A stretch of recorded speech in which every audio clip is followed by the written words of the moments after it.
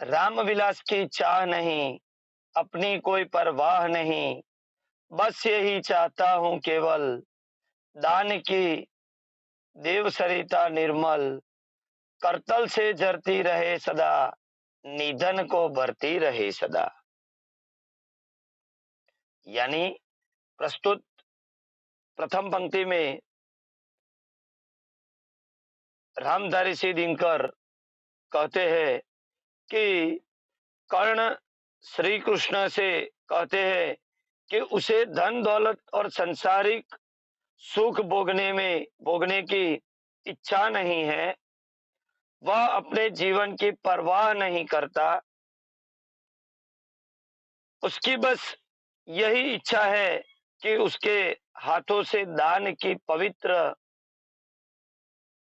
नदी सदा बहती रहे और निर्धनों को सुखी बनाती रहे। यह प्रथम पंक्ति में कहा गया है। आगे देखते हैं दूसरी पंक्ति। तुच्छ है राज्य क्या है केशव, तुच्छ है राज्य क्या है केशव, पता क्या नर कर प्राप्त विभव, चिंता प्रभुत अत्यल्प, हास कुछ चाक चिक्य, कुछ क्षीण विलास, पर वह भी नहीं यही गवाना है, कुछ साथ नहीं ले जाना है। प्रस्तुत पंक्ति में कहा गया है कि हे केशव, केशव यानी भगवान श्री कृष्ण की बात की गई है कि हे केशव, जिस राज्य का आप मुझे प्रलोभन दे रहे हैं वह तो बहुत तुच्छ वस्तु है।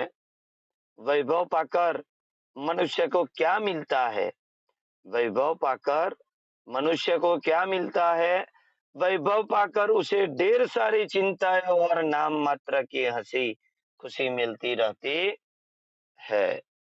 थोड़ी बहुत चमक दमक और थोड़े समय के लिए सुखोपभोग मिल जाता है, पर ये सारी चीजें उसे यही छोड़ देनी पड़ती है और खाली हाथ ही यहाँ से जाना पड़ता है। यानी हम साथ कुछ भी लेकर नहीं जाते, हमें सब कुछ यहीं पर छोड़कर जाना है। केवल हमें खाली हाथ ही ऊपर जाना है। आगे की पंक्ति देखते हैं। मुझसे मनुष्य जो होते हैं, कंचन का कंचन का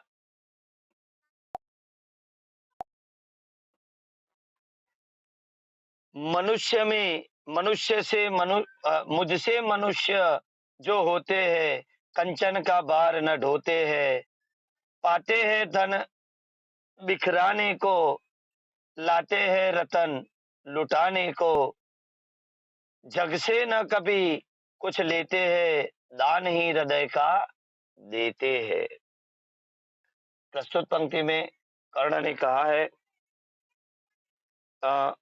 कि कर्ण श्री कृष्ण से कहते हैं कि हे श्री कृष्ण, उसके जैसे मनुष्य सोने का भार नहीं ढोते, उसके जैसे मनुष्य सोने का भार नहीं ढोते, सुख वैभव का जीवन यही बिताते वे लोगों में बांटने के लिए ही धन की प्राप्ति करते हैं।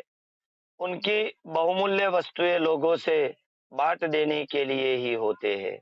वे संसार से कभी कुछ नहीं लेते, अपने हृदय का दान ही करते हैं, दुखियों पर दया करते हैं।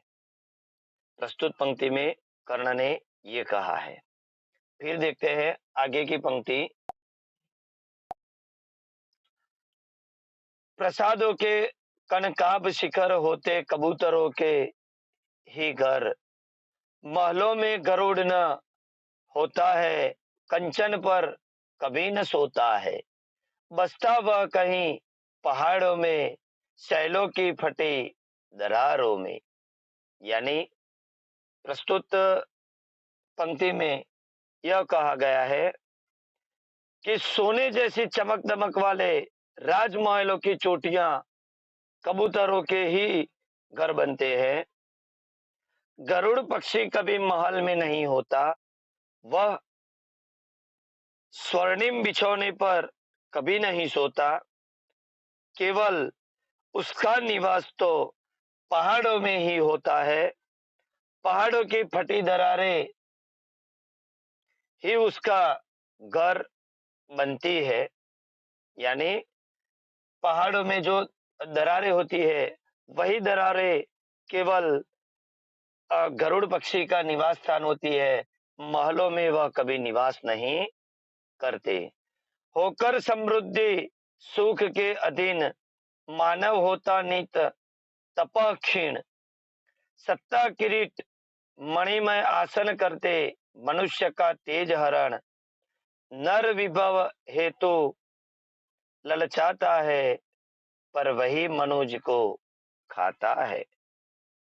यानी प्रस्तुत पंक्ति में कहा गया है कि धन दौलत के सुख का गुलाम बनकर मनुष्य अपना तप तेज खो देता है। मनुष्य धन दौलत के सुख का गुलाम बनकर अपना तप तेज खो देता है। राजपद, मुकुट और मणियों से जड़े हुए सिंहासन मनुष्य के तेज को हर लेते हैं, उसे प्रभावहीन बना देते हैं। मनुष्य धन संपत्ति पाने के लिए ललचाता है।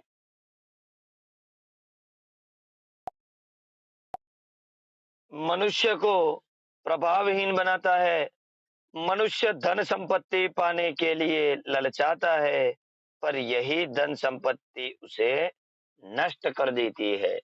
यानी धन संपत्ति और भोग विलास के कारण मनुष्य केवल सुख भोग सकता है, पर वह कभी अपना जो साथ ले जाने की बात होती है, तो मनुष्य साथ में कुछ भी लेकर नहीं जाता है।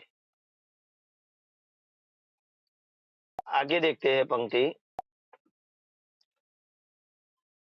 चांदनी पुष्प छाया में पल नर गले बने सुमधुर कोमल, पर अमृत क्लेश का पिए बिना आतप अंधड़ में जिए बिना वह पुरुष नहीं कहला सकता, विघ्नों को नहीं हिला सकता।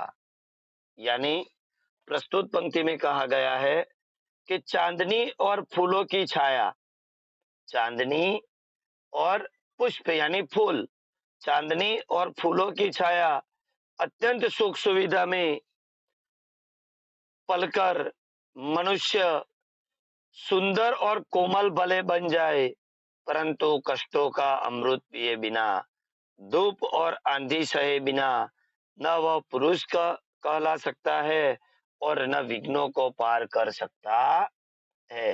विघ्नों को नहीं हिला सकता, यानी विघ्नों को पार नहीं कर सकता है। आगे देखते हैं। उड़ते जो झंझावातों में, उड़ते जो झंझावातों में, पीते जो वारी प्रपातों में, सारा आकाश अयन जिसका, विषकर भुजंग भोजन जिनका, वे ही फणिबंध छुड़ाते हैं, धरती का हृदय जुड़ाते हैं। यानी प्रस्तुत पंक्ति में कहा गया है कि जो आंधी तूफानों में उड़ते हैं, प्रपातों झरनों का पानी पीते हैं, सारा आकाश जिनका घर घर है और विषैले सांप ही जिनका भोजन है, ऐसे गरुड़ ही सांप के बंधन से छुटकारा दिलाते हैं और धरती से हृदय को शीतलता देते हैं, धरती को शीतलता देते हैं। आगे देखते हैं पंक्ति।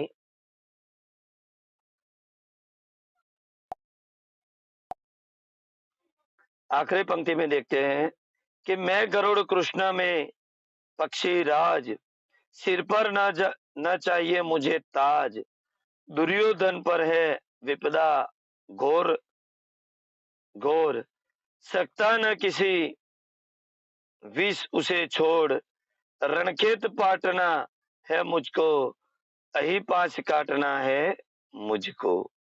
यानी हे कृष्णा, मैं गरुड़ कृष्ण यानी कृष्ण भगवान को भी कहता है कि हे कृष्णा, मैं ऐसा ही गरुड़ पक्षी हूँ, मुझे अपने सिर पर मुकुट नहीं चाहिए। इस समय दुर्योधन भयंकर विपत्ति में फंसा हुआ है, मैं किसी भी तरह उसे छोड़ नहीं सकता। मुझे तो युद्ध क्षेत्र में उतरना है और दुर्योधन के नागपाश को काटना है। इस प्रकार वह गरुड़ पक्षी भी श्री कृष्ण से कहता है।